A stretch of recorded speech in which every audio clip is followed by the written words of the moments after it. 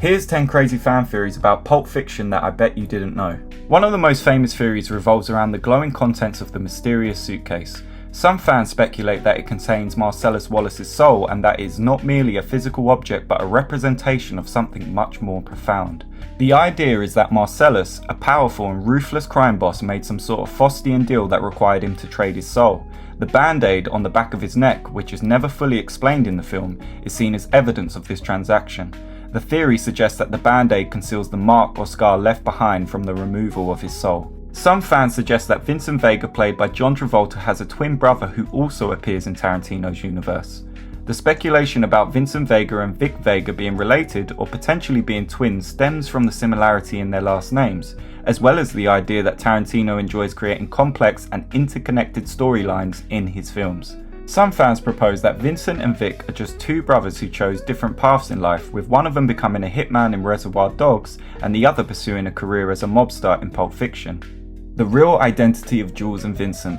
Some theories propose that Jules and Vincent are actually hitmen for the same crime syndicate as Mr. Blonde from Reservoir Dogs.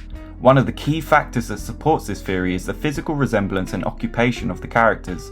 Jules and Vincent as hitmen in Pulp Fiction share a striking visual resemblance with Mr. Blonde in Reservoir Dogs. They're all sharply dressed, cool under pressure, and highly skilled in their line of work.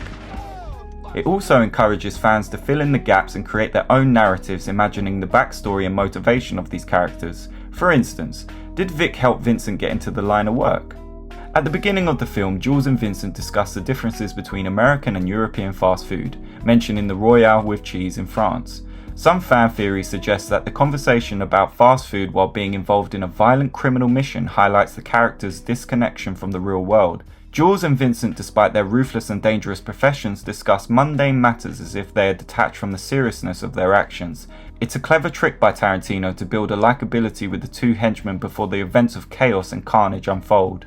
Butch's family connections. Albeit this is one of the wildest theories that there are, but some fans speculate that Butch is related to Marsellus Wallace, possibly as his brother.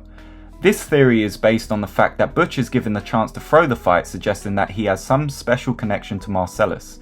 The film hints at a shared secret between Marsellus and Butch, which is never fully disclosed to the audience. This secret could be related to their family connection or another significant aspect of their relationship. Butch's father's gold watch is a central element in the film. Some fans suggest that the watch represents the passing of time and the consequences of one's actions. It also symbolizes the theme of redemption, as Butch risks his life to retrieve it. Butch's father's watch is not just a timepiece, it's a generational heirloom, a symbol of tradition and legacy of the Coolidge family. When Butch decides to betray Marsellus Wallace by not throwing the fight and subsequently risks his life to retrieve the watch, he is metaphorically trying to undo or rectify the consequences of his actions. This action reflects the idea that one's past decisions, no matter how impulsive or ill-advised, can continue to shape their life. The crazy theories of time travel. Some fans speculate that the film takes place in different time periods because the events of the film are not shown in chronological order. They argue that the presence of cell phones and other anachronisms are clues to this time travel.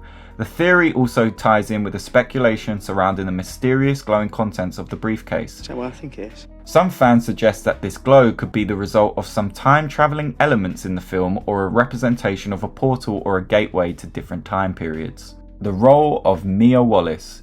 Some fans propose that Mia is a representation of the devil, or a temptress figure who tests the character's morality. The theory proposes that Mia's interactions with Vincent Vega, especially the infamous twist contest and the temptation of drugs, serves as a test of his moral character.